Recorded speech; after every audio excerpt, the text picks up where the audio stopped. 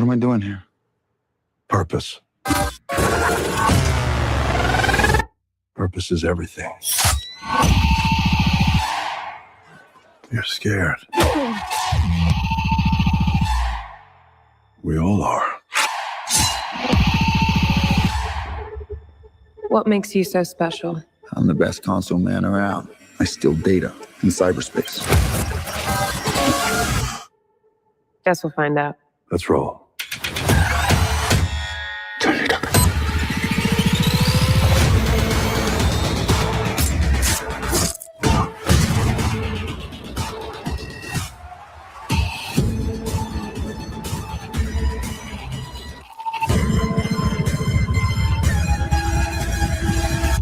See you on the other side. Jack.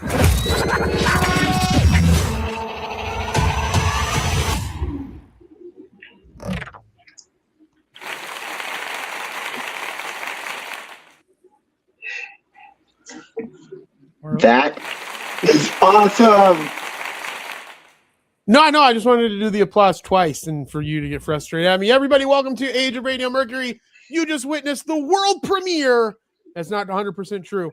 Of Apple's Neuromancer television series, which we're going to dive into first thing after we go through a little bit of, I guess, introduction and conversations. My name is Jeremy. I am the CEO of Age of Radio Media Company, your home for the Age of Radio Podcast Network, where we help shows grow, distribute, and help them monetize their podcast.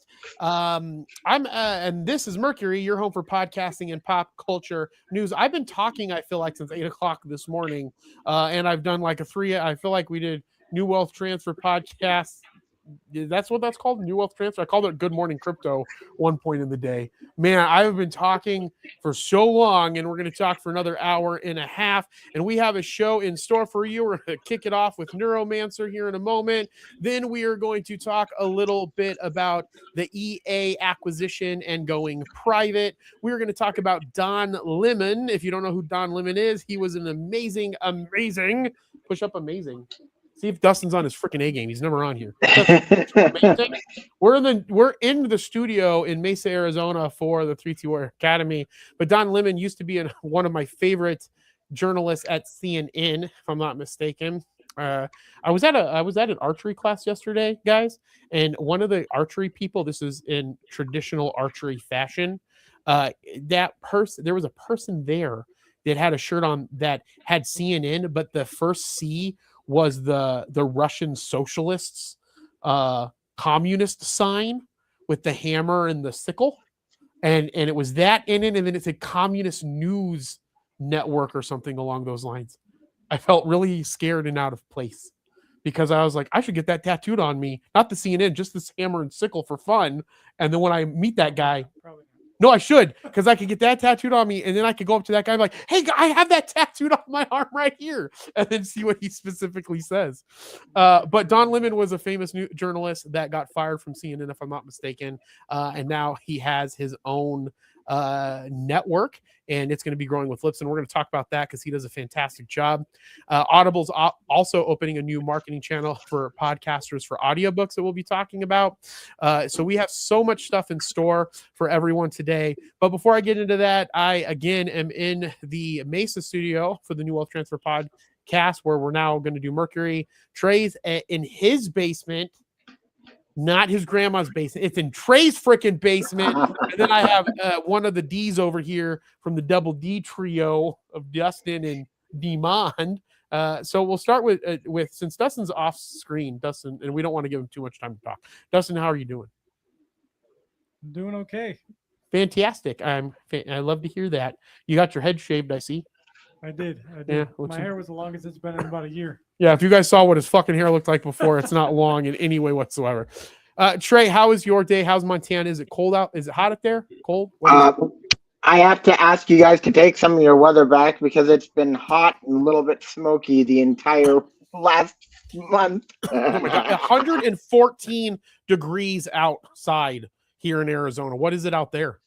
It's been in the upper upper 80s. Dang, up in the ladies. upper 80s to hundreds, I would say. But yeah, it's been hot. Fantastic. Well, Trey, before we get into some news, how has your week been? Anything exciting happened for you? So I have two things that I'm very excited about. One of which, okay. We're gonna find the sound effects, so. First, Scriptate's coming to Android. It's about time, Trey. The fact that you started out with freaking Apple freaking frustrates me. Actually, didn't really do anything to me, but I'm glad that you are making it on Android. Yeah, well, it's never coming to Windows. That's fine. Windows has never successfully done anything strong in the phone business or in the mobile business. The closest thing they had was they had Surfaces that were portable that you could fold up. But now, I unless they get into foldable technology, I don't think any of that stuff nothing's going to happen with that. I think companies have moved so far away from that.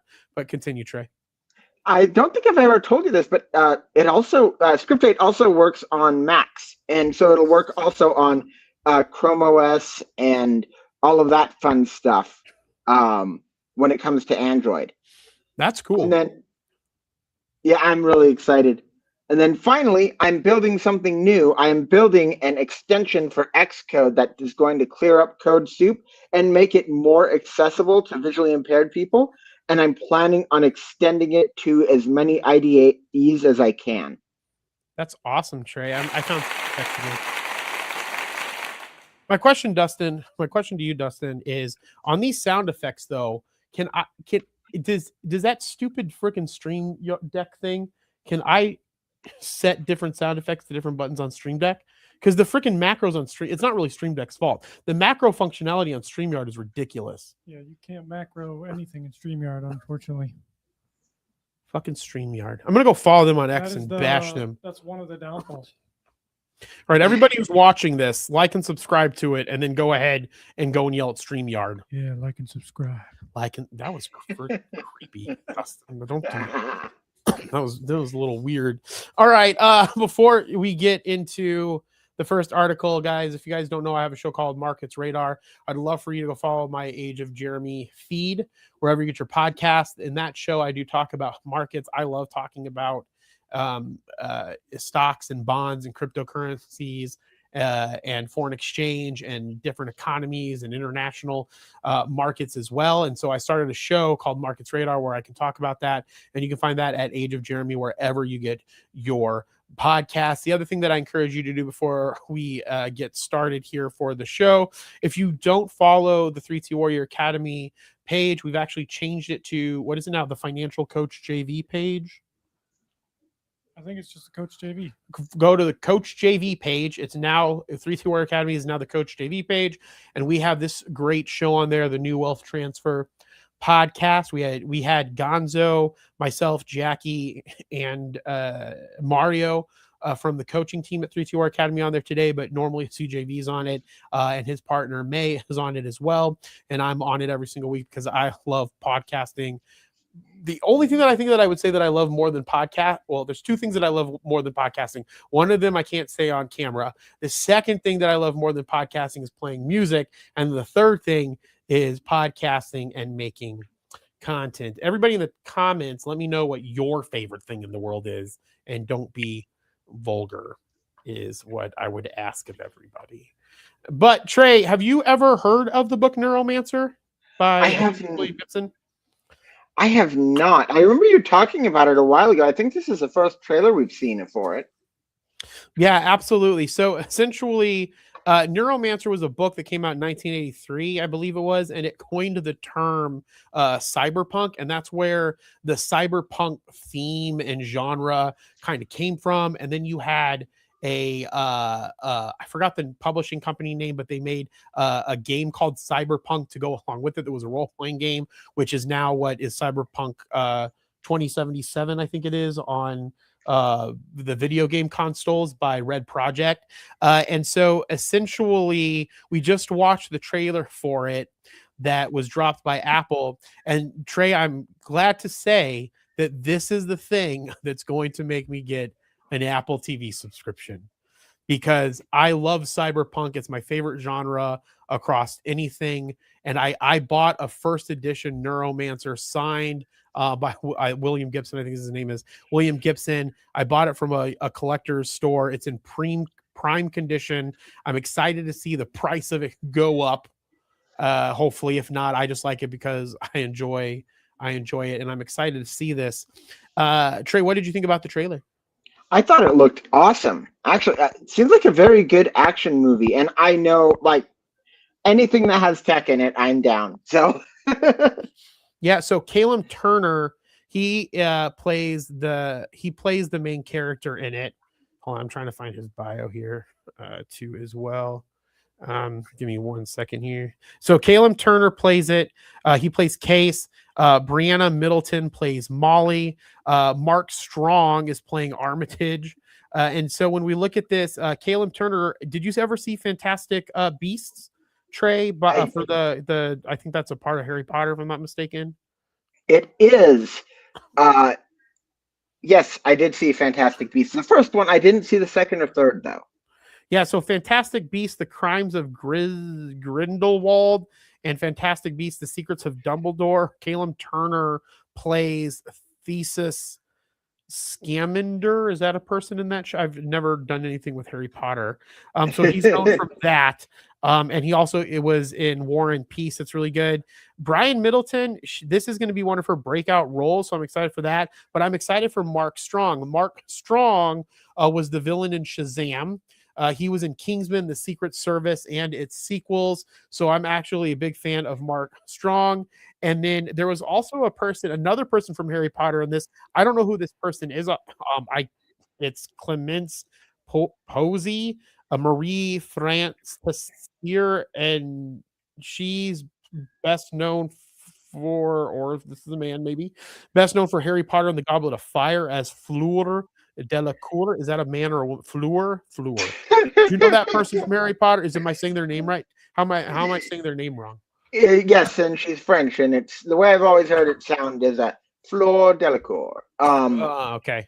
It's So yeah, she's in it as well in this Apple TV series, but I think that this is going to be a big hit, and I think that Apple is doing a good job of doing the remake at this exact time because of everything that we're doing with AI. I think this was a really good strategic play here. I could see that. That's interesting. Real quick thing, because this is just a really good place to put it. Today is Harry Potter's birthday. So if you guys, do you like going to Barnes and Noble, Jeremy? Do I like going to Barnes and Noble, Trey? That is my favorite place to go because in Arizona, apparently the only fucking place that you have, the only place that sells books is Barnes and Noble. It drives me crazy. I go to Barnes and Noble all the time. I love Barnes and Noble, Trey. Fair enough. The reason I asked that is on this time of year, every year, Barnes & Noble starts selling Harry Potter sweets. So, like, Brody Box every flavor beans, chocolate flogs, chocolate flogs, all of that stuff. So go check that out if you like Harry Potter stuff. That's cool. What attracts you so much to Harry Potter, Trey, if you don't mind me asking? I listened to the books ad nauseum when I was a kid. Dustin, did you listen to books or read ad nauseum at any time when you were a child on anything? Nope. Played games. Okay, so you played games at nauseum. What was the game that you played at nauseum as a kid? Snood. Do you remember Snood? I've never even heard of that. What is Snood? Snood? Trey, have you heard of Snood? Sounds No. like a nudie magazine. No, it's like you. I spent all my time with my Playboys and Snood. Similar like Tetris, but you match up three heads and it clears a row and kind of things like that. You would try to shoot it and bounce it off specific things. No, I've never played that at all. Oh, so it's old Bubble Blast. Got it. Oh, yeah, that makes sense. That's what it reminds me of. So Well, that's cool. Was there a second game that I might know? the second game you might know, The Sims. I remember playing. We'd have Sims to are a take good turns game. at the computer because there was no online gaming at the time. So it was. It was Dude, like, the internet wake up early to changed. get on The computer. internet changed so much stuff. It changed it changed a lot of stuff. I would say the internet and and what's that stuff that they give you? Anesthesia, anesthetics, and the internet are probably the two most important inventions that have changed the world the most, in my opinion. And then the original Halo. The original Halo. Yeah. Trey, do you ever use anesthesia for fun? I'm sorry, what? I don't know. Okay, let's go over to some news. Let's pull up the EA article. EA says its $55 billion sale to Saudi Arabia and private equity will go through next week, and I couldn't be more happier in pieces of this. Electronic Arts has announced that all regulatory approvals required for its expected sale to Saudi Arabia and multiple private equity groups, including a private equity group that's managed by Jared Kushner, the president's, I guess that would be his son-in-law. I think if they're still married, I don't know, is expected to, has been obtained, and the sale will go through on August 4th. This comes from a filing which included the following statement. As of July 30th, 2026, all regulatory approvals required to complete the merger have been obtained. Electronic Arts currently expects the merger to close on or about the close of trading on August 4th. Completion of the merger remains subject to the satisfaction or waiver of the remaining customary closing conditions set forth in the merger agreement. So while technically it's still possible the merger could be waylaid, but something unexpected, as of now, it seems almost certain that EA will be taken private and sold for $55 billion next week. Specifically, it is to be acquired by a group composed of the Saudi Arabia Public Investment Fund, Silver Lake Partners, and Affinity Partners, which is a private equity firm owned by Jared Kushner, President Donald Trump's son-in-law. The Saudi Arabia Public Investment Fund has been actively buying up shares in video game companies such as EA, Nintendo, Activision, Blizzard, Take-Two Interactive, and more, and has fully purchased both Monopoly Go maker Scopely and Pokemon Go developer Niantic. So this investment fund owns Pokemon Go and it owns Scopely. This would be the second largest acquisition in all of video games, following only Microsoft's $75.4 billion acquisition of Activision Blizzard back in 2023. It will also see the company taken private, meaning its financials and other helpful information on the company's situation will no longer be public. So Trey, we'll kick it over to you. What are your thoughts as far as it going private from being public, and what are your thoughts on the future of EA? So I hope it's really good. I'm a little bit iffy, especially because Scopely, one of the people that make what is it called, Monopoly Go, one of the worst companies. Like, not the they make a bad product, I guess I should say. I hate Monopoly Go, but I think that could be a good thing, especially because I think people have been looking a little bit more favorably on what EA has been producing. As long as the developers can make what they want to make, I have no problem with it. Yeah, my biggest problem with it so in case people don't know, if we look at the latest games from EA, we have College Football 27, which I didn't even know was a game. You have F1 2026.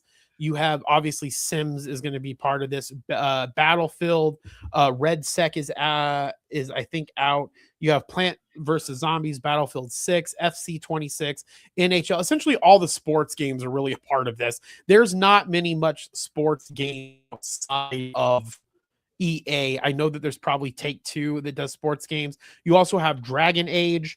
But most of the stuff is essentially game focused. And I think that that's one of their biggest plays here. I don't know from anybody who's watched the show a couple of weeks, maybe a month or two ago, we talked about EA advertising, which is a self platform, right? Where we can go in there and we can set up an ad like we would do on, say, Spotify advertising or on, say, Facebook. And we would go on the platform, set up the ad, and then that ad would be delivered inside of the games, inside of the video game, which I think is one of the most innovative advertising things, or I guess platforms, that have come around in a very, very long time. So from that perspective, I think they're in the right right realm. My fear is because I believe that a lot of the focus from the Saudi Arabia Public Investment Fund is from the gaming perspective of it, and even owning sports teams and things of that nature. I don't know what that's going to mean for The Sims. I don't know what that's going to mean for Battlefield. And I don't know what that's going to mean for Dragon Age franchises. So that's my only real concern. What's going to happen to those? My guess is they'll probably, if they don't see that those are making the revenue they want because it's private equity, they're going to spin off those games, would be my thought process around it. In fact, I'm going to make a prediction. Push the thing, Dustin. Push the thing. I did it myself. No, I did it. No, I did it. No, because I did the one that did this. You hit the one that did the other thing. Whatever. Take the prediction time off of there. For the love of God. All right. So my prediction is that if they don't make the money that they want, they're going to spin off those divisions. That's the only thing that I'm worried about. But I agree with Trey. Like, the thing that makes creation so great is creators being able to create what they want and not be at the helm of the publishers that are going to be buying the software or taking the software to the marketplace. But any further thoughts, Trey? Nope, that's everything. Fantastic. Well, let's talk about the magnificent Don Lemon. Don Lemon, who's typing? Trey, are you typing something? Yes, I'm sorry. I'm writing down. You said that EA is going to focus on sports more than other games after the acquisition. The only reason why I'm making that is because I was listening to Pivot once when this was going down, and the Saudi Arabia Public Investment Fund, one of their biggest things that they're focusing on is video games, but also as video games relate to sports and with sports football clubs.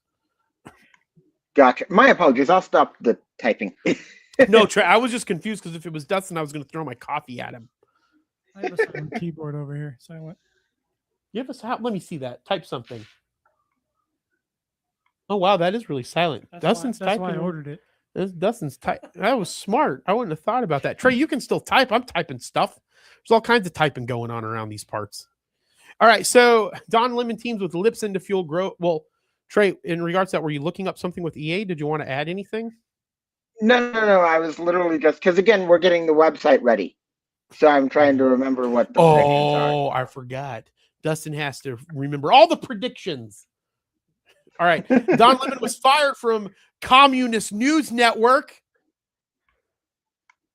I think that has a really good ring to it. We should start the Communist News. It sounded good, yeah, I guess. Communist News Network sounds really good. The Communist News Network, the place for liberals. Well, I mean, there's some liberals that are not progressives, but anyway, that's not the point here. CNN, they fired from CNN. What does this say? In 3 years, from CNN was fired from CNN in 3 years. Oh, in 3 years. Okay, 3 years ago, he was fired from CNN. He has turned what might be a career setback into an opportunity, thanks to podcasting. In the proverbial turning of lemons into lemonade, he launched the Don Lemon Show a year later and has since built a content company, the Lemon Media Network, that has a nice little ring to it. Now he is aligning the independent media company with Libsyn to not only host its shows, but to grow advertising revenue. I spent my career helping people make sense of the world around them through honest, thoughtful reporting and not shying away from tough conversations. As the Don Lemon Show continues to grow, partnering with Libsyn lets us bring that work to even more people across streaming platforms and our teams. Lemon says in a statement, "I'm excited about the reach and resources it unlocks, but most of all, that it helps us keep delivering independent journalism without compromise." The flagship, The Don Lemon Show, welcomes a variety of guests and newsmakers with topics spanning everything from social issues and race to pop culture and current events. The daily series is released in both audio and video via YouTube. Libsyn says the series averages 300,000 impressions per week. With it, Lemon has been one of the highest profile journalists to leap from traditional media to the creator economy. The Lemon Media Network has grown its reach to more than 10 million followers across YouTube and social media, with audience growth exceeding 50% over the past year. Well, that is fantastic for Don Lemon. That's an amazing. Maybe let's do one of these. Hold on. Let's do a large. Hold on. Well, this one's funny. Dustin, listen to this one. I'm not laughing at him, so let's do an applause real quick. But listen to how this long laugh is.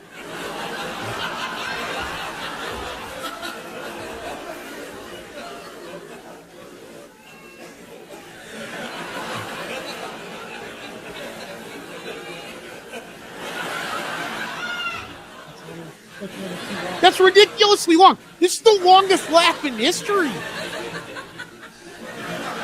It's still going. There we go. I have some control. Take that control away from that. Okay. So this is good for Don Lemon. I've always liked Don Lemon again, but I'm more left leaning as it relates to news and stuff like that. Why do I like Don Lemon? Yeah, sure. I like his interviews. I like the interviewing that he did with Elon Musk. I think my favorite interviewers are probably Kara Swisher. I like a lot. And then I would say Don Lemon is probably one of the other ones that I think is a fantastic interviewer. Like I get one of the biggest interviewers is the physicist or the machine learning guy that's like does the jujitsu and stuff. What's his name, Trey? He does a lot of he's a friend of Elon Musk and a friend of, maybe not a friend of Elon Musk. He's a friend of Joe Rogan. He's the Russian guy that always has the black, and he what the hell is his name? I have no idea who you're talking about. Yeah, well, but I think Don Lemon. I think that he's just a fun interviewer. I like him a lot. I've watched him over the years on CNN, Communist News Network, and I've enjoyed his communist take on things. And I think that I'm happy for him that this is working with Libsyn. Trey, have you ever watched anything with Don Lemon or know anything? No, I haven't. Well, okay, well. I just wanted to share this because good for Don Lemon. Go watch the Don Lemon show. And I think that this is also important because we're going to see more of this, especially if Paramount Paramount is essentially like working on getting rid of 60 Minutes. If 60 Minutes might have already been gone. And I think that we're going to see a lot of the people from the Paramount ownerships and the changing media landscape. We're going to see a lot more journalists that worked for large networks go and then become their own content creator. And again, as I've always said, that's the reason why I like podcasting, because I believe so passionately about our First Amendment to the right of freedom of speech and the right of religion and the right to believe what we want and to say what we want, as long as it, doesn't incite violence and so forth.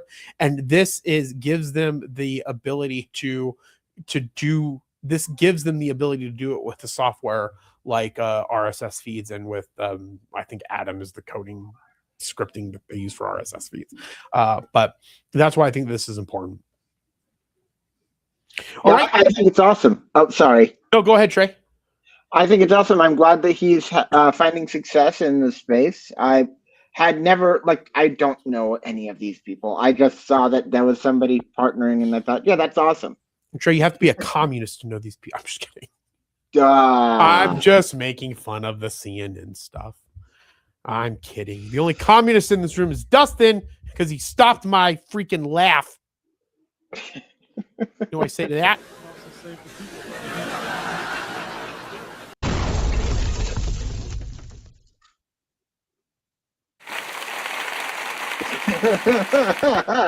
And they should really let you macros these things. They should. I could do all kinds of great stuff. StreamYard, get your shit together. That's what I want to hear from you. Get your shit together. Audible opens new marketing channel for podcasters, audiobooks. Audible is opening a new revenue for podcasters. That's great because I'm a podcaster. Trey's a podcaster. Dustin's essentially a podcaster.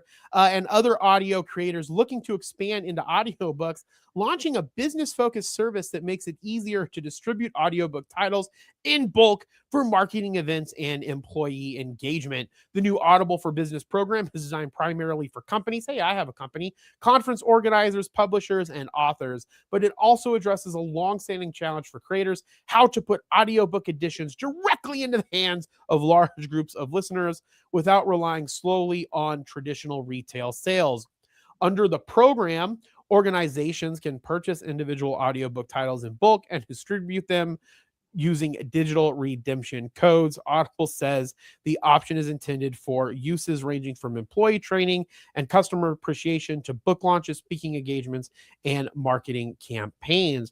For podcasters who have adopted their shows into audiobooks or are considering creating audiobook originals, the offering creates another potential way to build audiences and generate revenue beyond advertising, subscriptions, and direct sales. Trey, what are your thoughts, sir? I think this is fascinating because this is the third week in a row that talks about this intersection between audiobooks and podcasts that I would have never thought of before. Yeah. But it's not a bad thing. I think it's actually fantastic. And the more people can get people into their podcasts, that's awesome. Especially if it's something that you're still doing, and it's like a audiobook is like you can, like, for instance, if you wanted to, if you had a long enough show, you could take all of the shows on a certain topic and put them into an audiobook, give them some editing, give them some organization, and Bob's your uncle. Yeah. What did you just say? Bob's your uncle? Yeah. Oh my God, Dustin! Right, Bob's your uncle there, and Bob's your uncle is the second T-shirt we're making. No. You're hanging on like a barnacle on the rock. And Trey, the only reason why you don't have a shirt yet is because I need someone to make a Shopify. What do we use? Shopify? You can order it straight from Printful. The link I sent you. Oh, that's right. Dustin did everything already. I just need to buy the T-shirts for everybody. Hanging on. And this would help us out. Anybody who's out there that's watching this, the 900 people that are watching this right now, there's only 17 of you. There's 900 people of you that are watching this right now because I'm manifesting into the future. I need you to subscribe to our YouTube channel so we can get to 300 subscriptions, okay? So that we can start a shop so that we can sell. I'll even sell them at, I'll sell them at cost. I don't give a crap. I want everyone to have a hanging on like a barnacle on the rock and our new shirt at Bob's Your Uncle. Trey, where's that from? Is that something Montanans say? No, it's an English saying that I've heard in like an audiobook and on the internet. It's not even like new. That isn't have you ever heard that before, Dustin? Yeah, but I thought maybe that was because you're white. Lived in the sticks, yeah.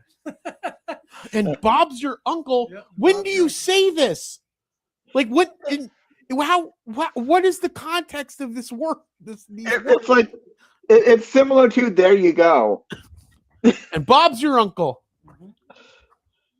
It's like a mic drop moment.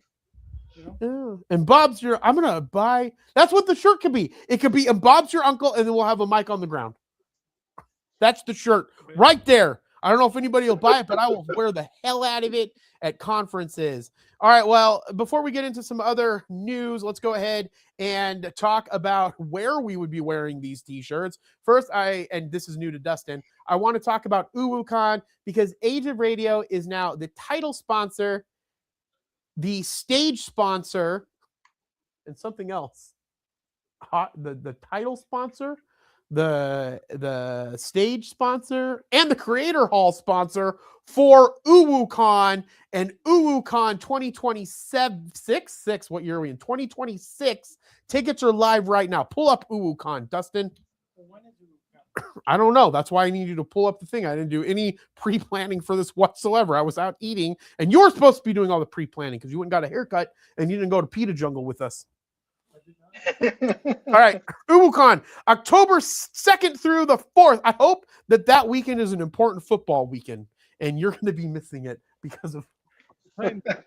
So it's not going to be that pivotal. Wait, the playoffs are going to be in October? No, it's getting close though. Oh, okay. Yeah. October. Did you say that you're already damning the Titans? Okay, so anybody who's a Titans fan out there, Dustin's a hardcore Titans fan, but he has no faith in that team. I have to lower my expectations. He has to. Crushed. Okay. All right. So October 2nd, 4th to 2026, we will be up there, powered by Age of Radio. We'll be up there soon, but Dustin took 5 weeks to get a freaking thing to Jared, and I don't know where anything's filed in our filing system. And so October 2nd through the 4th, Mesa Convention Center. Trey's going to be there. We're flying Trey down. Nice. Trey is going to be there. Dustin's going to be there. Dustin's brother, Mario's going to be there. You don't know who that is. He's just going to help with tech stuff. Let's see who else is going to be there. Chuck's going to be there. Bree's going to be there. Jinx is going to be there. Thermo's going to be there. We're going to have a really big setup. So if you're in the state of Arizona, or if you want to fly into the state of Arizona, come to UwuCon. It's one of the best and largest conventions as it relates to anime and voice actors. And I guess cartoonists, I guess mainly voice actors and anime would be the biggest two ones, right? Yeah.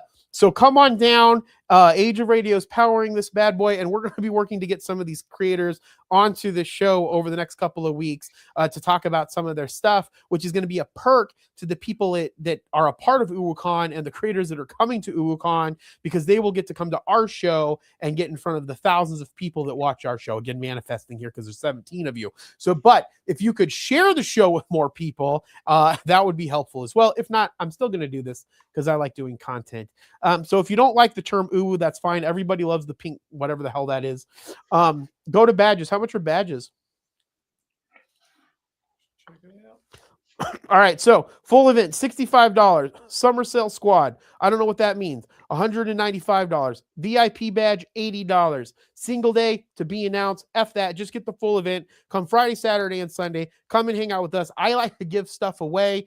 Maybe by that time I'll decide on an arcade game. We'll have an arcade game there that people can play. I really want a taiko drum.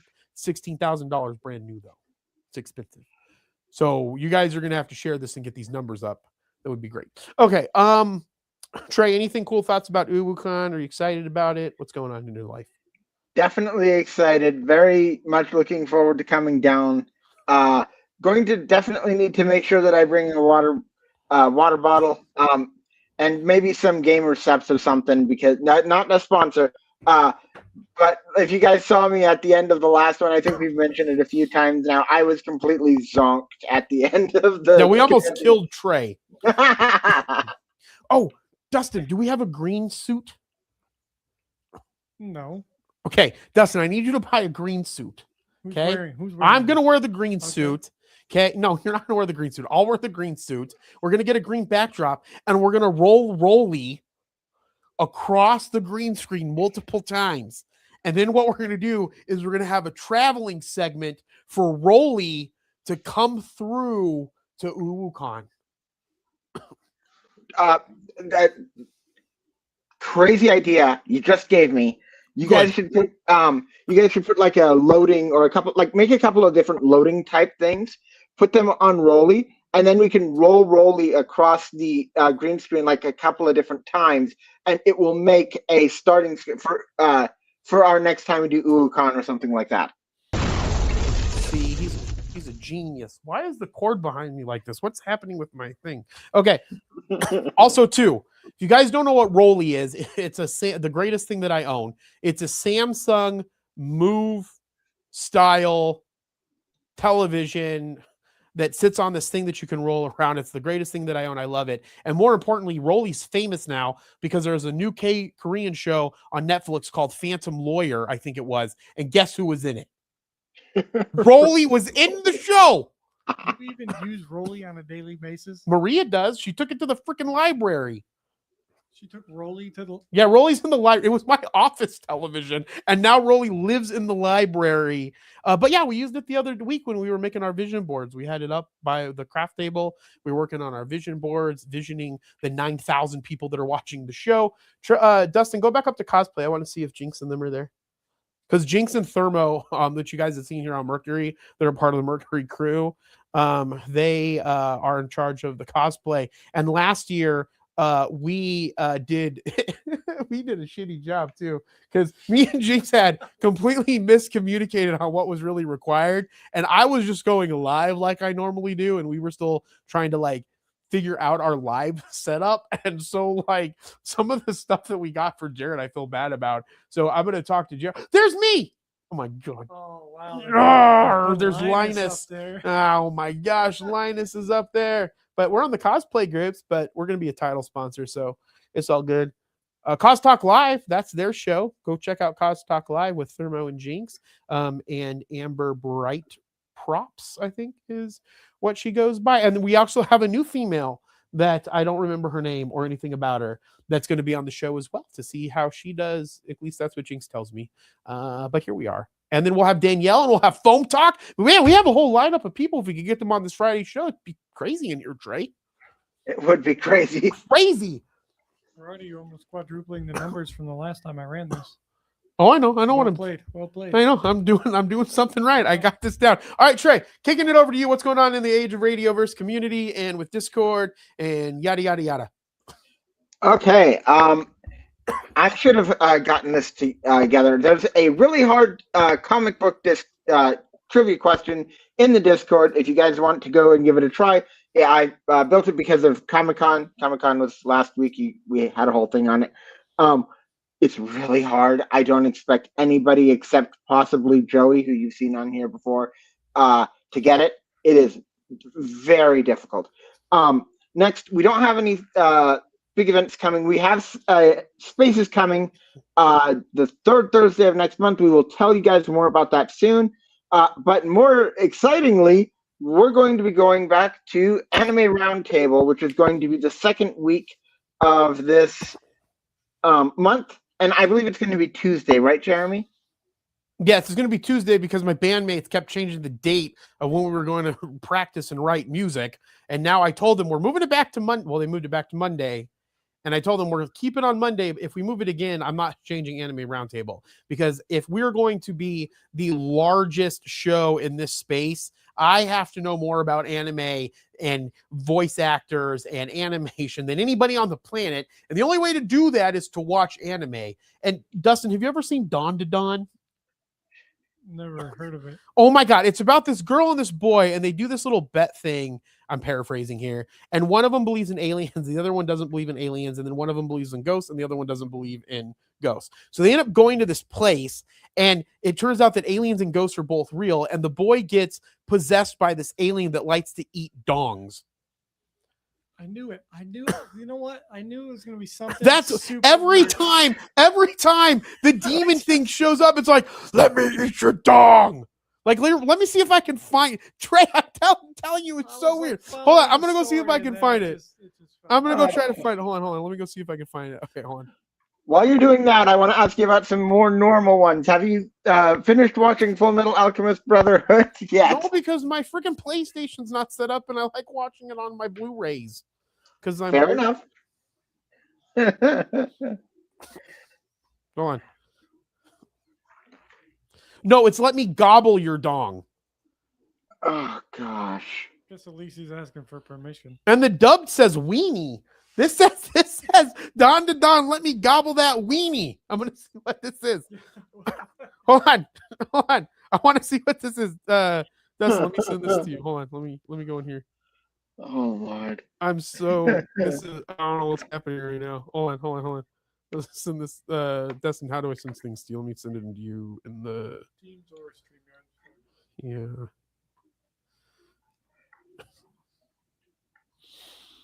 I don't know why our studio chat's different than the New World Transfer podcast. Was that a link, or did that just take? It was not a link, but I can look it up on freaking A. What the crap? I'm copying the link and sending it over. It's not coming. Okay, so while Dustin queues up the gobble weenie thing, You want me to play the trailer? Yeah. I don't know. I want you to see what that does. It I'm says not- Kid encounters Turbo Granny English dub. I want to see what it actually says when you do this video. I'm not gonna lie. This is the reason why I avoid. Oh, here it comes. You think so? I guess it's because you're so easy to talk to.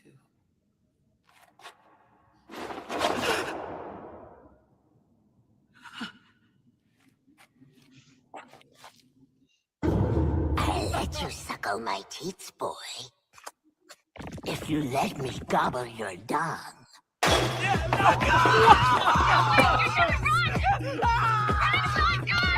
I don't believe it! She's no ghost, she's an old lady! Yeah, that's it! She's a creepy weird old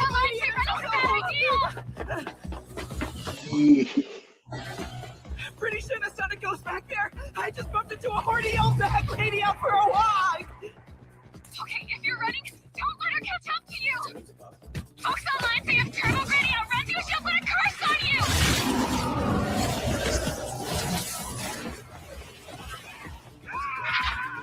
Okay, you can cut it. Why are you screaming? That's literally in the first episode of the show. That's the first thing that happened. I mean, that's not the first thing that happens in the episode, but the first thing that happens in an episode, I think there's a guy that's trying to rape the girl or something. It's horrible. Trey, it's weird. But it's like the second, when I was making a list, it was one of the second rated podcasts to watch.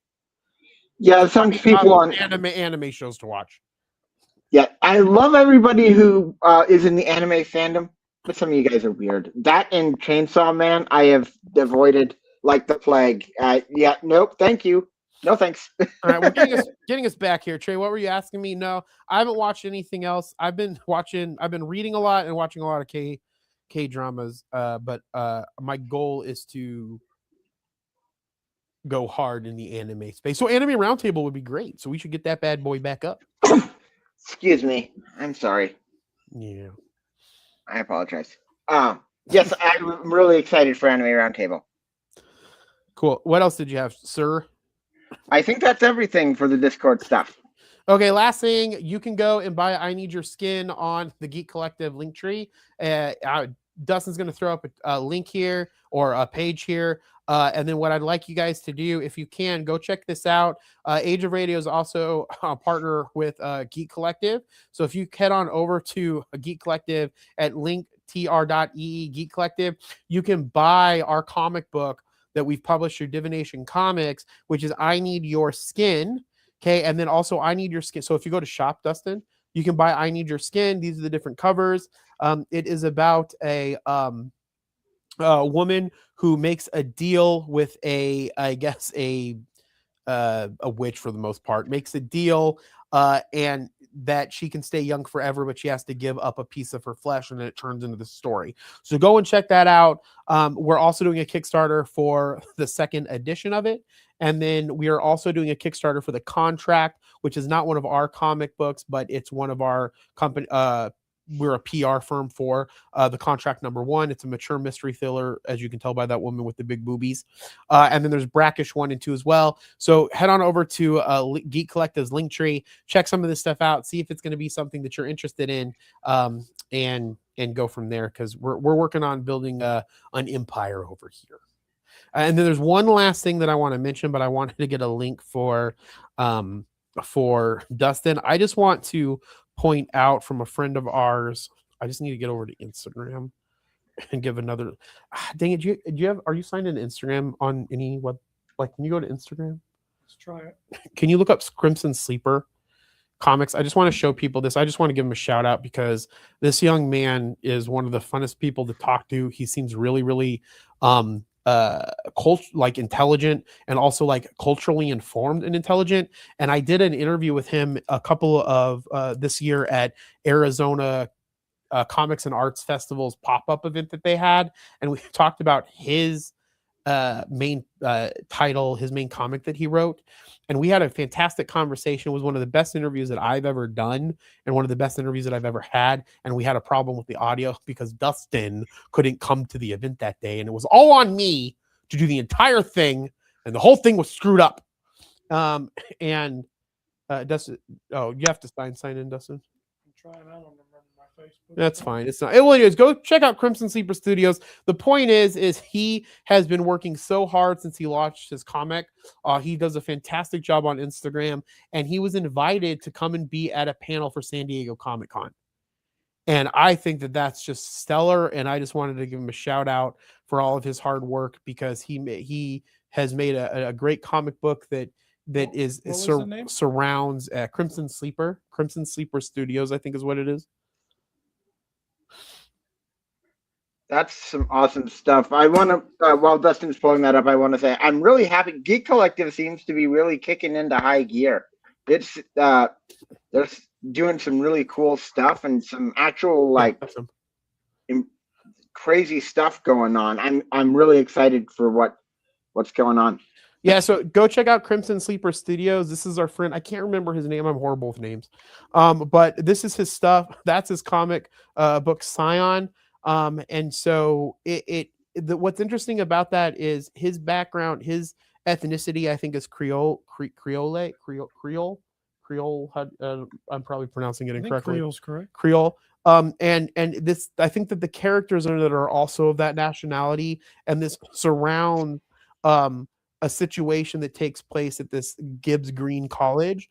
And we had a great conversation about school shooting or like campus shootings and things like that in the interview that I did. Is the audio was messed up, so I'm working on setting up a calendar to get a bunch of people onto my Age of Jeremy conversations, and we're going to be starting some other content within Mercury to do more content, because as Trey knows, I want to do more content than God, and since God created the earth, I have to do more. I have to create the entire world and the entire planet. So go check this out. Again, we're not sponsored by him. I just have been watching his social media, and I love seeing people do well. And so I just wanted to give him a shout out on that. Yeah, so Trey, we got the round table going on, and that's about it. Yep. Oh, and our Mercury Spaces, you mentioned that already, though. I did. Yep. We'll go into more details on that once we have images and all that fun stuff, I think, if that's all right with you. Yeah, absolutely. Let's get into some other news over here. Let's talk a little bit more about ads, because I love ads and advertising more than most things. Checking ads aren't disguised. Checking ads aren't disguised as something else. Programmatic ads are fine until they're not. Some companies are a little too creative with their categories, so they can slip past creator filters, and you can get ads for things you don't want in your show. And that does happen. Red Circle has launched Mic Check for programmatic ads, a tool that checks programmatic ads have been properly categorized so they don't get past your filters. The company estimates that 1 in 50 ads are miscategorized and tell us that gambling ads often appear categorized as financial planning and investing. However, I mean, investing is kind of gambling, especially if you're a regular old trader, you know what I mean? In 2025, can you click on the Red Circle link there? That red one in the middle, over, up. Yep, good. In 2025, Red Circle launched Mic Check, the AI that ensures host-read ads meet the advertiser's talking points and compliance requirements. Mic Check transcribes the read, checks it against the script, flags issues, and suggests improvements, all in seconds. In the first 3 months after Pod News Daily started using this automated quality tooling, Red Circle reduced its host-read ad errors by 75%. Today, they're pointing that the same technology at a problem that podcasters deal with for years, miscategorized programmatic ad. I'm just confused on essentially how it works. Dustin, play that clip down there.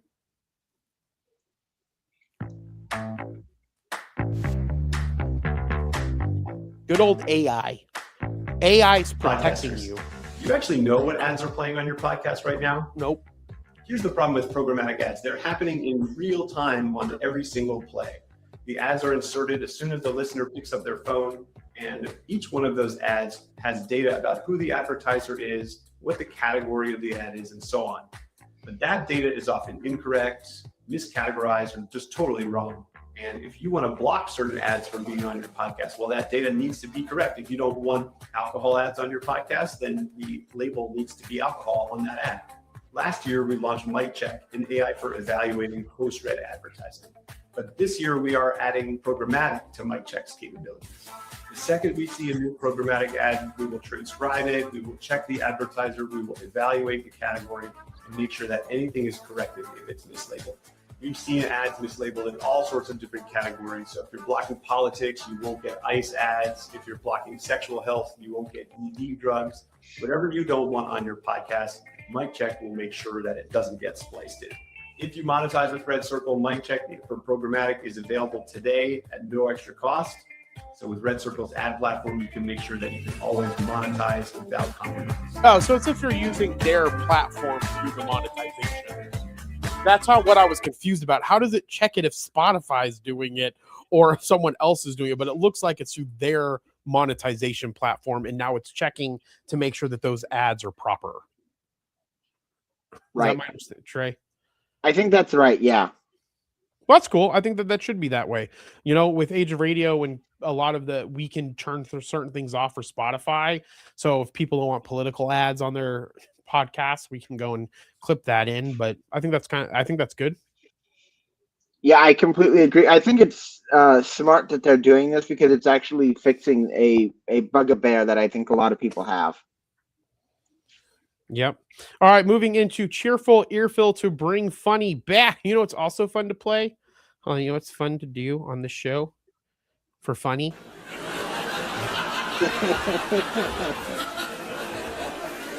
Or funny.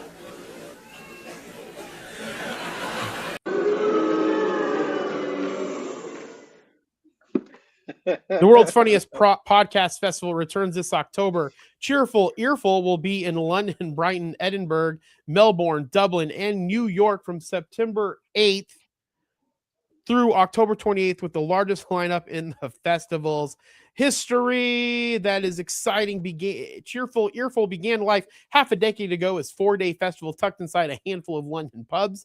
It's since grown to the world's funnest podcast festival, a global community of podcasters and fans built organically from the ground up. This year sees the largest lineup in the festival's history, including the addition of Brighton and Edinburgh linking with the London shows, lovingly referred to as the Ear Canal. Accessibility sits at the heart of what Cheerful does, keeping the barrier to performance low for podcasters and making sure audiences don't have to travel too far to see their favorite shows live. We're so thrilled to be handing a Cheerful Earful Scotland this year. Having worked with the team for a few years, they're really looking forward to furthering their relationship with them and opening their doors to the festival, said Claire McCluskey from Monkey Barrel in Edinburgh. I think this is great, and I think more podcasts should do live shows. We should take our show on the road, Trey, for the 21 people that are watching it right now and see if we can go to one show and get one. Well, don't we technically take the show on the road when you go to? Yeah, I guess we do take the show on. I mean, I was thinking, I guess we do take the show on the road. We do that, and we do a good job at it. That's when we get our most watches and most people. So that's exciting. Trey, what are your thoughts on this? You want to go to London? I don't know that I'd go to London, but it does sound like a really fun time. I wonder if it's like more comedic stuff or if it's just like really happy, what's the word? Cheerful? Cheerful, yes, but like the just the ambience, I guess. Let me see. I'm going to go over to the website here. Push a little button. Cheerful Earful, the world's funniest podcast festival. Yeah, it's more. They have one in the USA though. They do. I was going to say, Jeremy, you would go to London. I would go to London.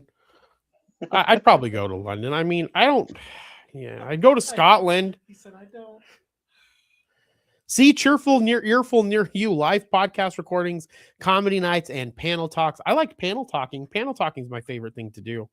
I just like just randomly talking about stuff when people ask questions. There's 3-day champion. That's in New York. Oh, these are all in New York. New York's a nice place. Trey, have you ever been to New York? No, no, I haven't been to New York. I've heard some good things, but about certain areas. But yes. Oh, actually, I like New York a lot more than I thought I would. I would rather go to New York than Los Angeles. If I had to pick between the two, I'd go to New York. I wouldn't live there. I don't think. I feel like I'd be more like a Vermont person. Oh yeah, I was going to say.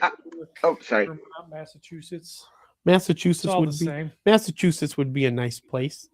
I don't know. I think it's not bad. It's gray 80% of the time though. It's gray. The sun hides behind the clouds, so it's just like this gray. Oh. That's why they call them massholes, because they're always angry.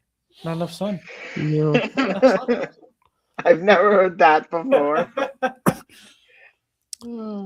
Well, Bob's your uncle. Hence why I hide from the sun.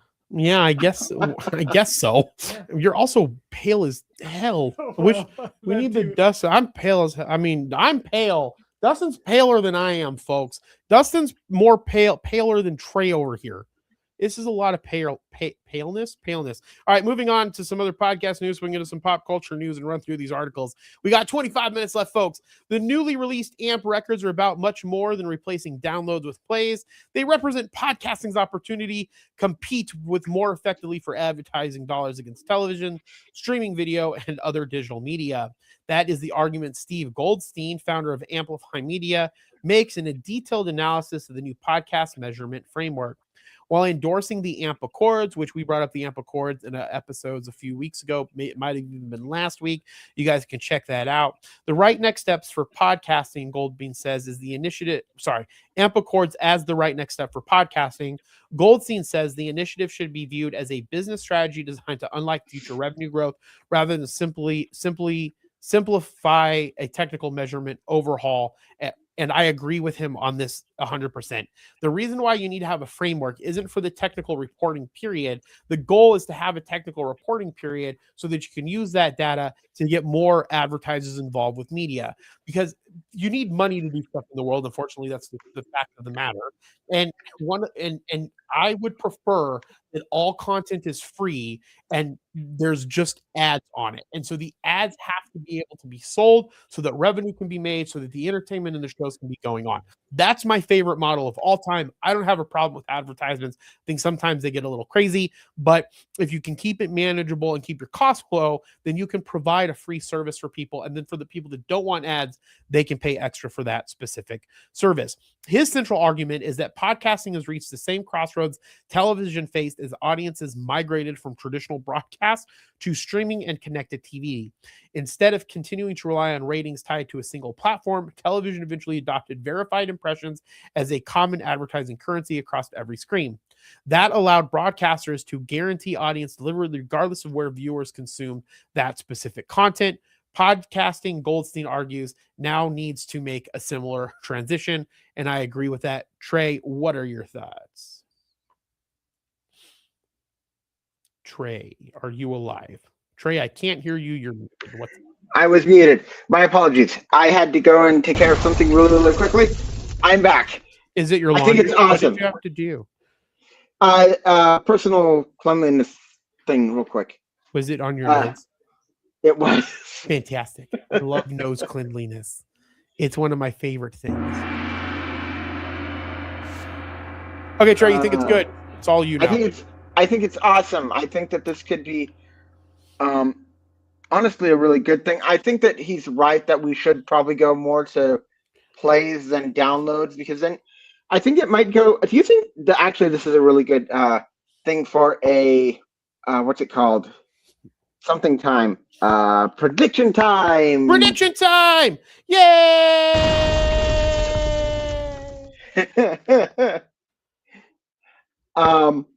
So prediction, do you think that podcasts are going to start going more of the YouTube thing where they start tracking how long a user actually listens to a podcast? Yeah, because that's kind of where it's headed right now. And that's one of the arguments that I have for different companies allowing what happens for like a download. So like right now, Spotify is counting a download for 30 if they're listening for 30 seconds, right? You across all of podcasting at least from an audio standpoint, or episodes that are pushed out in video through an RSS feed or HLS feed, right? If they're pushed out that way, you need to have it be there has to be some type of standard measurement that says this is what counts as a download. And then that way, if someone's selling ad space to it that can't look at the impression piece of it, like say we can on Megaphone or depending on the platform that's being used, then they can essentially be like, these are the amount of downloads that we're actually getting. And that means that this person is listening to it for this amount of time.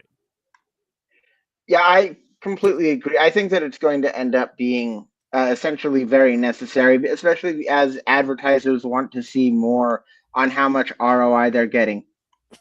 Yep. All right. You can't have a Mercury show without talking about our good friend AI. Microsoft's Word now contains ads to supercharge your AI experience, even if you pay for it. Your $130 Microsoft 365 subscription now contains ads asking you to please upgrade to Microsoft 365 Premium so that you can use exclusive Copilot features. Microsoft, in all of its great wisdom, has decided to start harassing its Microsoft 365 subscribers who already pay roughly $130 a year for either the Microsoft 365 Personal or Microsoft 365 family plan with intrusive adverts that beg them to supercharge their AI experience. This news comes in via NeoWin, which looked into the suddenly barrage of AI Copilot slop advertisements that have infested its own Microsoft 365 account after spotting several users on the Microsoft feedback portal complaining about exactly the same thing. The adverts in question come in many forms, but the main one that's upsetting subscribers is the huge supercharger AI experience ad that pops up when you open up a document. The advert hits you with a limited time offer that will grant you access to Microsoft 365's premium extra AI usage and exclusive Copilot features. So I haven't seen any of these personally because I think that I already have all the main features because I spend, I don't know, like $200 a month on AI subscriptions to add on to our ridiculous amount of subscriptions that we have because the whole freaking world has gone subscription based. But I can see how that could be rather annoying. And Trey, you don't use Microsoft, so you probably don't see this. So I guess I'm sorry, folks. I think. Sorry, didn't mean to interrupt you. No, go ahead, Trey. I think that this is something that is kind of being a bit of a trend, and I'm a little bit concerned about it. Microsoft, HP, or was it Lenovo? I think it was HP. No, it was Lenovo. Sorry. Are you guys trying to burn your customer bridges? Because you're going to have a lot of people really not wanting to purchase your stuff very soon here. And to be fair, I think it's a lot of companies right now, and it's going to end up in a lot of companies losing their butts. PlayStation being one of them.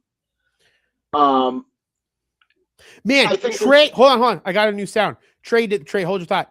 Trey said, fuck you, Microsoft, fuck you, PlayStation, and he did one of these. The sound didn't work. What just happened? Oh, there's the punch. Quick. It's a quick slap. Trey's doing a little D-slap on these people. A little D-tap. F you, Microsoft. F you. Who was the other person? PlayStation. All right. That's going to be we're going to call it that, the D-slap. Trey did a D-slap on Microsoft PlayStation. All right, Trey. Continue your thought. Yeah, I'm sorry.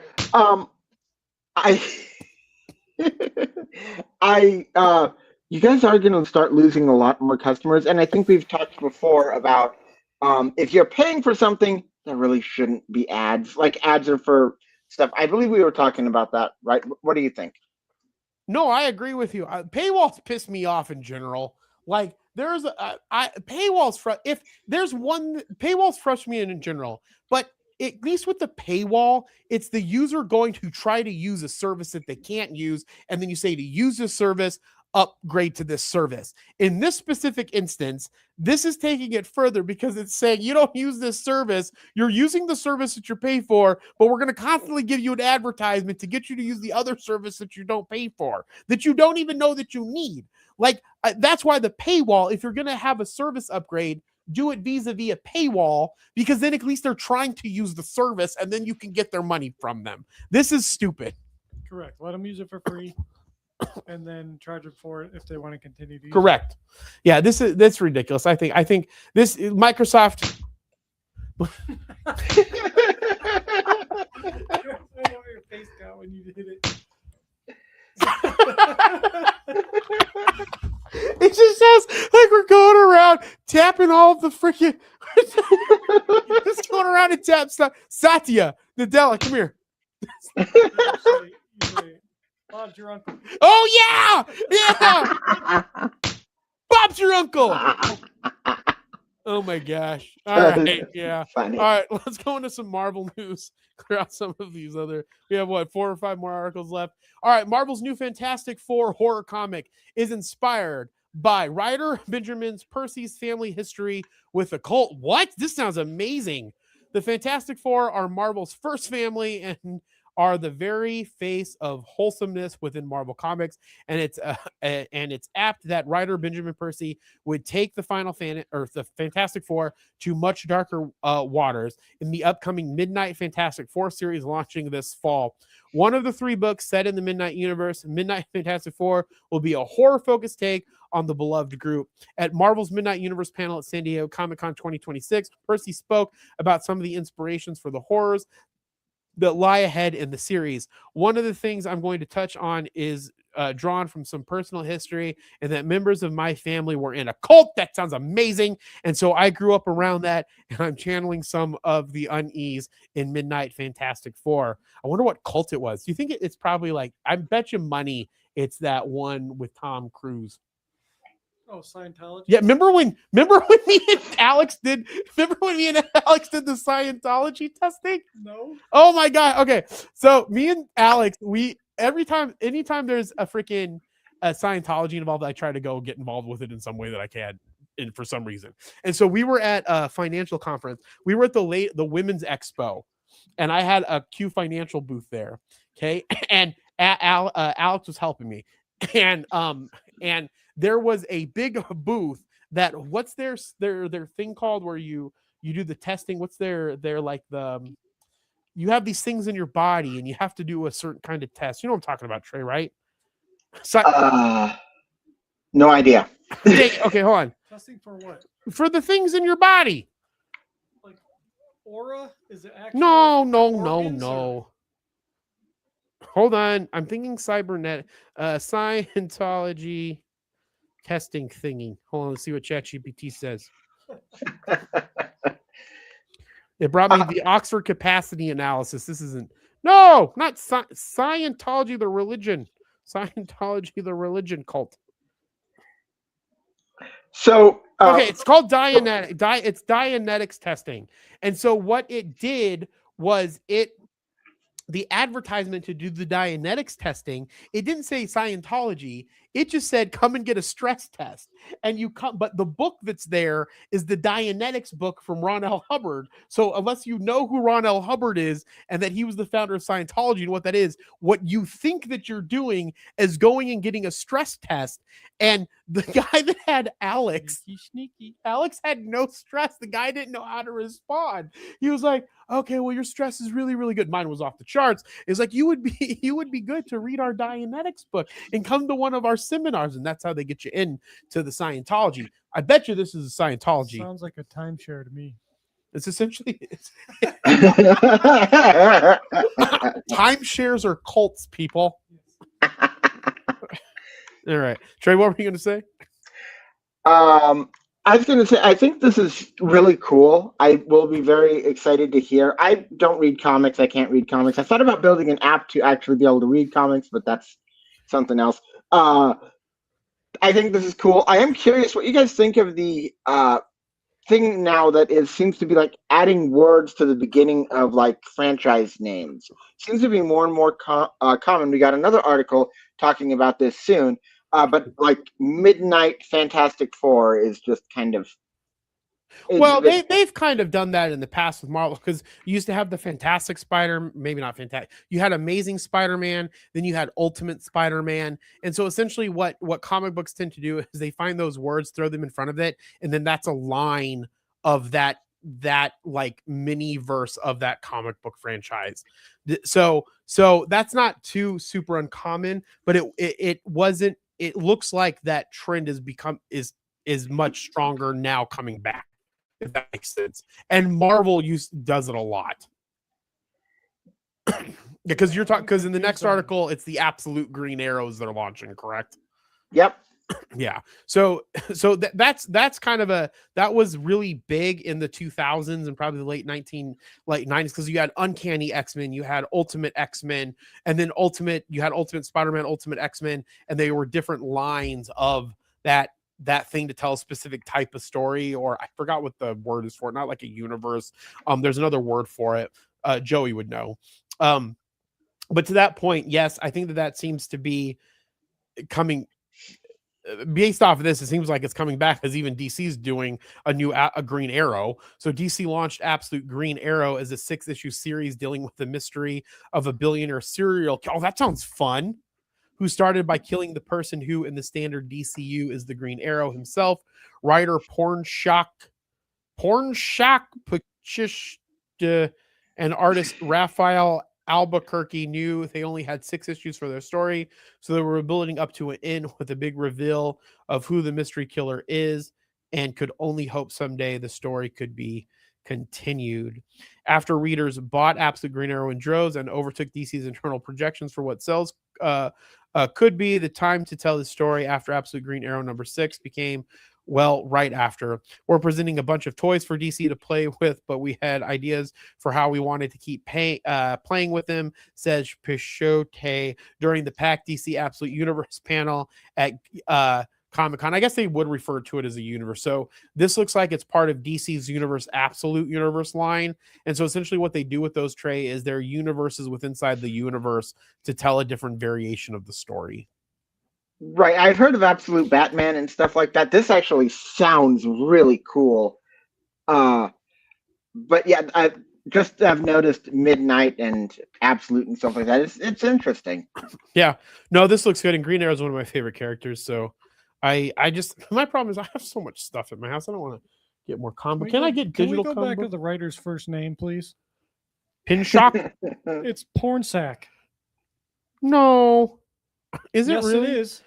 Wait, what? Legitimately Porn Sack. No, where is it at? Porn Sack. I missed it. Hold on, I don't want. Oh, it is Porn Sack. What is going on? Right, Porn Sack. Go and see what this guy looks like. Hold on, I'm gonna go try to find a picture of him. Look, I'm so sorry. Look him up online. Look him up online. I said Porn Shock because I thought that there was an H in there for some reason. Porn Sack. His name is Porn Sack Pichote and Raphael Albuquerque. This Porn Sack. It's probably, dude. They added a K to it. Those motherfuckers added a K in this guy's name. What? Wow. What? Are you? Yo, I did. I went and looked. They added the freaking K. It's Porn Sack Pichote. See, they did that. I bet you money they did that on purpose. You think? Or they had me writing the article. Or Dustin was writing this fucking article. My spelling's hit or miss, but I caught that. Porn. You caught that because it says porn and sack. I had to reread it a couple times. Oh my god! It's probably Porn Sock, and which is still rough. Porn Sock.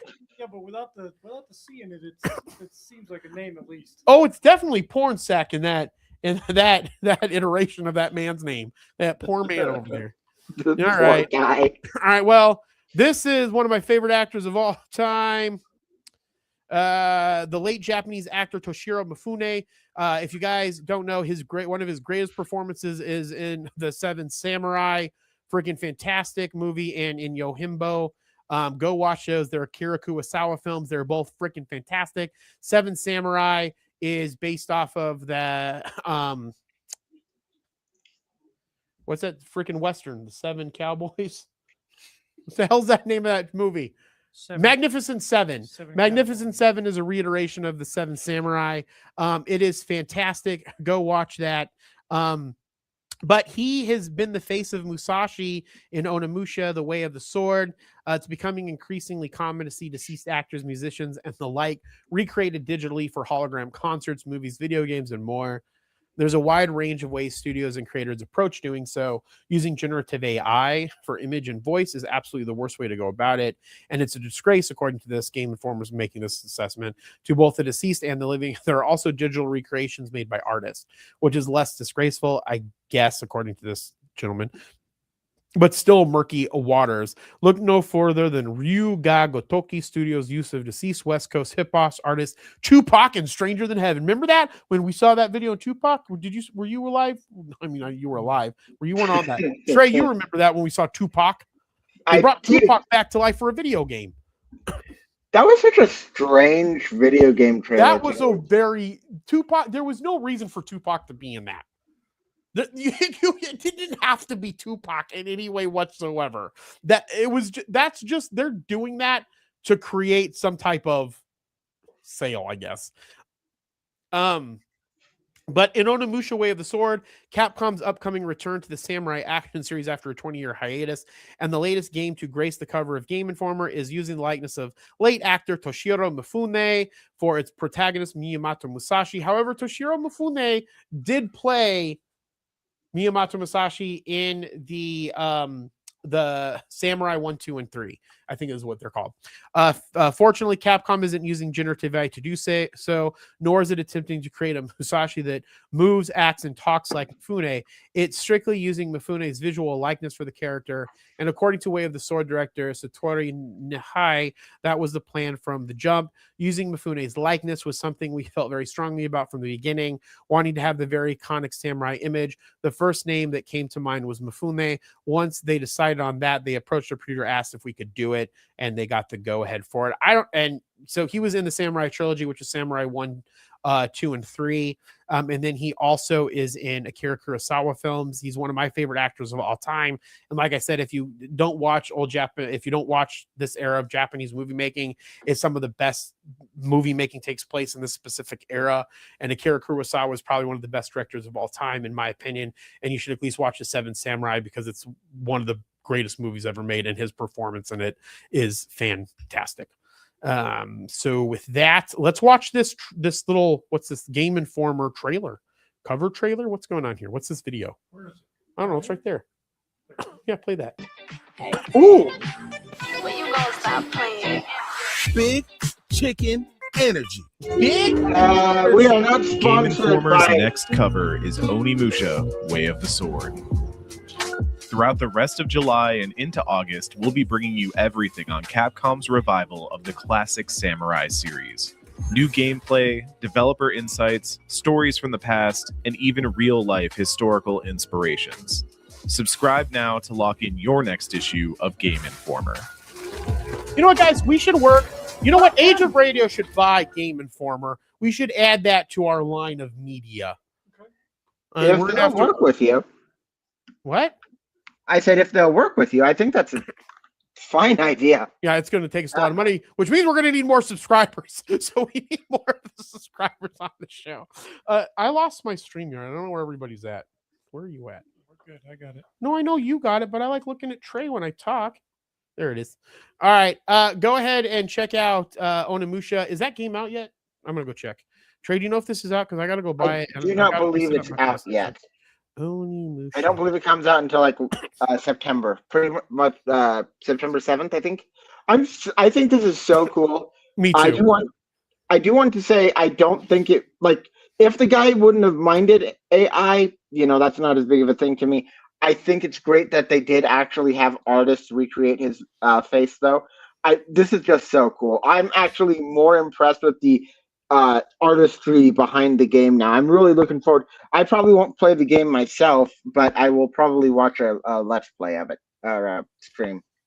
Yeah, Onimusha Way of the Sword, September 4th, 2026. It says I can pre-order it, so that means this might be one of the last games that you can buy of a physical fucking disc on PlayStation, Trey. I should probably pre-order this bad boy from a PS6, because since the PlayStation's gonna need a little one of these bad boys, little discs.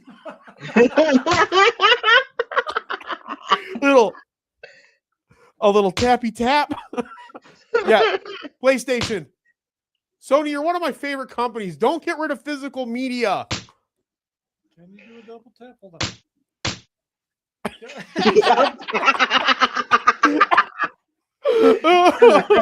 Oh my god, I'm so excited about soundboards. I don't know why we haven't been using them for years. We're gonna use so much. It makes it more fun. It makes it so much more, especially this one.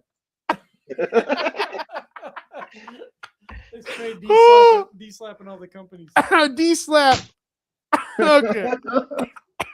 Oh yeah, I think this is great, Trey. I'm gonna definitely pick this up. On that note, what are you playing, Dustin? Are you playing anything right now?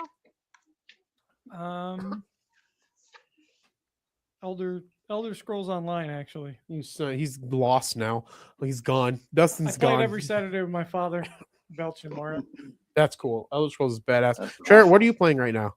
So I have beaten the story mode of Pokemon Legends EA this week. Well, that's awesome, Trey. That's cool. Congratulations.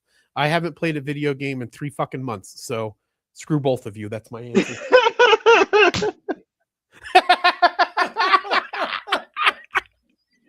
All right. What's these last articles? Katy Perry's in the news. She looks like she's trapped in a giant condom. If you don't see the Oh no! look at this. Look at that one. Yeah. She's trapped in a. She looks like she's trapped in a giant condom. If you don't know what the hell's going on. All right. Katy Perry trapped in large plastic bottle during a recent concert. Sometimes an idea seems good on paper, but then how does this sound good on paper?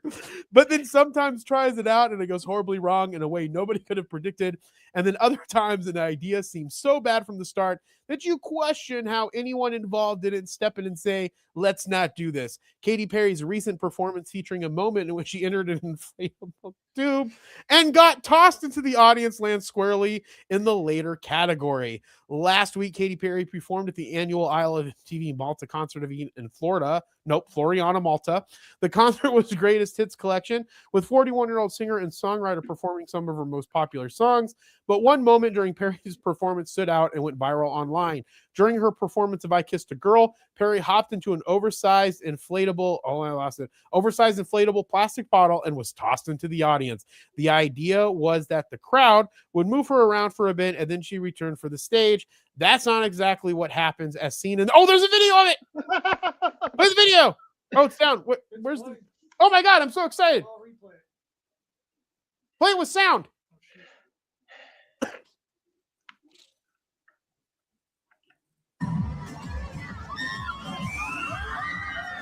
Kind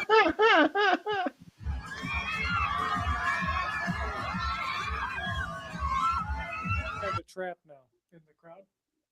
Yeah, that was who. There's a group of people that were sitting around that said, let's put her in a giant plastic bottle and throw her into the crowd. The crowd did not understand the assignment. Correct. The crowd should have been involved with the planning of that in some capacity. Oh my gosh. All right, I lost my StreamYard. Something went wrong. All right, we have one last article. Trey, you can still hear me though, yeah? Yes, I can. Okay, good. All right, Ben Affleck wins $1 million for charity on Who Wants to Be a Millionaire. Let's play this clip and see where he donated his money. Ben's best friend, Matt Damon, who took home the top prize during his run on Who Wants to Be a Millionaire. Well, now Ben, it was his turn in the hot seat, looking to do the same. He was partnered with Jeopardy champ Jamie Ding. The duo made it all the way to the 15th and final question. That is where they used a lifeline to ask host Jimmy Kimmel to weigh in. And after looking in his guess, here's how that went. I don't know, man. I don't know how you feel, but I would bet on Jimmy. I would go for it. So we're going to say D, spaghetti and meatball? Yes. Yeah. Let's do this. Computer, please reveal the correct answer.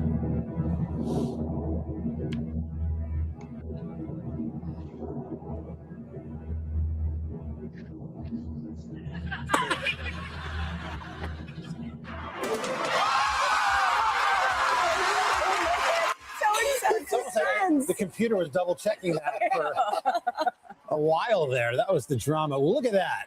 That's a hard question, though. I mean, I don't know. I remember Tater and Look how happy they are. Yeah. By the way, Affleck's $1 million winnings were donated to the charity of his. Who would remember any turkey that was pardoned by a U.S. president? Yeah, good question. Affleck and Ding made it to the final round on Wednesday's episode of the ABC Game Show. Blah, blah, blah, blah, blah. Let's see where the money went. So, D, spaghetti and meatballs. Love that food. One of the best things from Italy. The two men were playing for charity. The prize will be noted to the Eastern Congo Initiative. Dustin, pull up the Eastern Congo Initiative website. I want to see what this is about.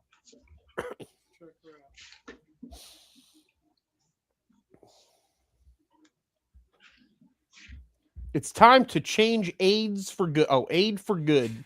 Congo faces some of the world's toughest challenges. Help address these challenges by investing in the ingenuity, leadership. Oh, that's cool. It's a thing that helps go to the Eastern Congo Initiative. I wonder, which is what it said it did. So that's good. We are a U.S.-based nonprofit organization founded by. Oh, it's going to his nonprofit. I think that they should make it not have to go to a nonprofit that they founded themselves. That seems a little Yeah, $1 million is going to Ben Affleck. I mean, obviously, it's not going directly to Ben Affleck, but we are a U.S.-based nonprofit organization founded by Ben Affleck and Wendy Williams in 2020. At the first advocacy and grant-making initiative fully dedicated to Eastern Congo, we support locally led solutions. Unless that's the idea behind the show, of that essence of the show, you get someone who hasn't the foundation, and then you get a Jeopardy nerd, and then you guys go and try to win the money for that person's foundation, and then that other guy doesn't get anything. So the Jeopardy nerd does all the work. That's what and it all benefits Ben Affleck. Yes. All right. Well, Trey, any thoughts on this before we close out the show? I think it's cool. I hope it goes to some good stuff in the Congo. That's about it. I think that's awesome. All right, Trey. Well, give us a little, I don't know, exit of something about what you have going on in the world and any calls to action that you have. Sorry, I was trying to get back into to do one of these. Ah. Ben Affleck needs one of these.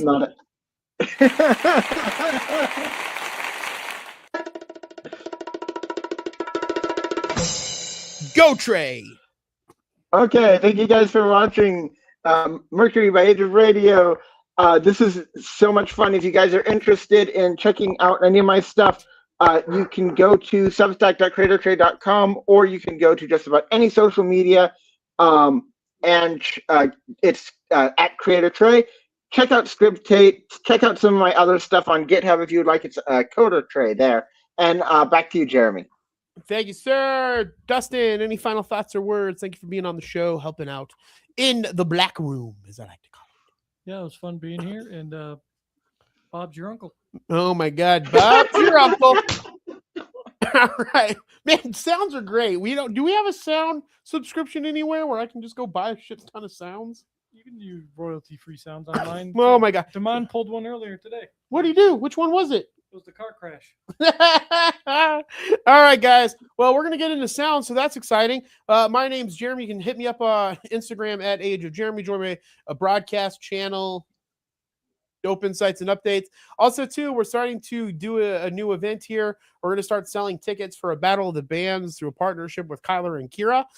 So go ahead and check that out if you're local in Arizona. It's going to be a 21 and over show. So go and follow Kyler and Kira Battle of the Bands, so you know what's going on with that. I'll be a judge at some of the Battle of the Bands that's going on there as well. But I'm really excited about that. I'm also excited for everything that Joey's doing over at Geek Collective. So follow Geek Collective, follow Trey, follow me. Make sure that you follow Dustin. And if you guys come to UwuCon and you take some funny pictures of Dustin, we'll throw the funniest picture in Dustin. We'll pick that bad boy out and give you some money. Someone remember that I said that on this show, because that would be fun if you can just get random. We should try to find people to follow you around town and try to get pictures of you, and then we'll give them money for those pictures. I think that would be an overreach into your privacy, but it'll be funny.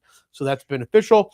Watch Markets Radar. Markets Radar comes out on the Age of Jeremy feed Tuesdays and Saturdays, where I talk everything markets around the world. And then my Age of Jeremy show comes out on Wednesdays on the Age of Jeremy show feed, where I talk about my business adventures and side quests. So make sure that you check that out. Follow Age of Radio at Age of Radioverse. This Saturday, I'm doing a webinar. Head on over to Instagram at Age of Radioverse. Head on over to the link, the bio there. You can get into the link tree. You can sign up for the webinar, or there's some videos where you can comment, network, and be sent a DM. So we have all kinds of great stuff going on. I'll be doing that tomorrow morning at 10 a.m. Arizona time, which will be 10, 11, 12, 1 o'clock Eastern time. So I'm excited about that. And I don't think we have anything else going on. That was a lot of stuff. Anything? All right. Love you all. As I always say, be thankful, grateful, and kind. And I'll talk with you soon. Bye. I forgot what show I was on. I almost said Warriors Rise. Do a little D slap to Dustin.